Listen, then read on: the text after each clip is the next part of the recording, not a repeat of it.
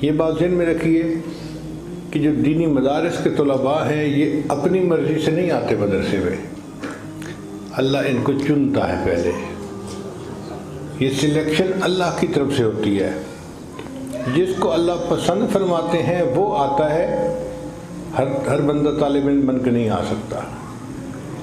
University کالجوں میں ہر کوئی جا سکتا ہے، جس کا جی چاہے اس کے لیے یونیورسٹی کالج کا دروازہ کھلا ہے۔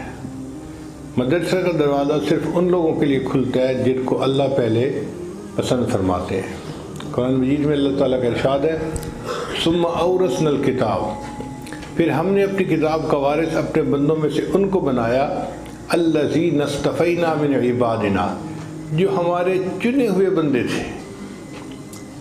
اصطفیٰ مصطفیٰ چنا ہوا، یعنی اللہ تعالیٰ پہلے چنتے ہیں تب مدرسے آنے کی توفیق دیتے ہیں۔ اس لیے جب کوئی علم کی طلب کے لیے اپنے گھر سے نکلتا ہے تو فرشتے اس کے پاؤں کے نیچے پر بچھاتے ہیں۔ اب طلباء کو یہ بات عجیب محسوس ہوتی ہے کہ جی فرشتے تو معصوم ہیں، وہ فرشتے ہم گناہ گاروں کے پاؤں کے نیچے پر بچھاتے ہیں؟ جی، اظہار محبت کے لیے۔ دنیا میں ہم نے دیکھا ہے کہ اگر کسی ملک کا صدر وزیر اعظم آئے تو اس کے لیے ریڈ کارپٹ بچھایا جاتا ہے۔ وہ تو ویسے بھی چل کے آ سکتا ہے، کوئی مسئلہ تو نہیں ہے، لیکن ریڈ کارپٹ کو بچھانے سے اپنی محبت کا اظہار مقصود ہوتا ہے۔ پہلے زمانے میں جب کوئی بادشاہ کا محبوب آتا تھا تو راستے میں گلاب کی پتیاں بچھائی جاتی تھیں۔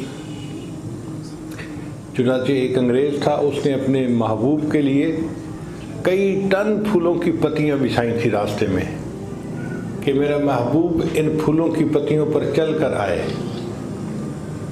کسی شاعر نے کہا اے باد صبا کچھ تو ہی بتا، مہمان جو آنے والے ہیں۔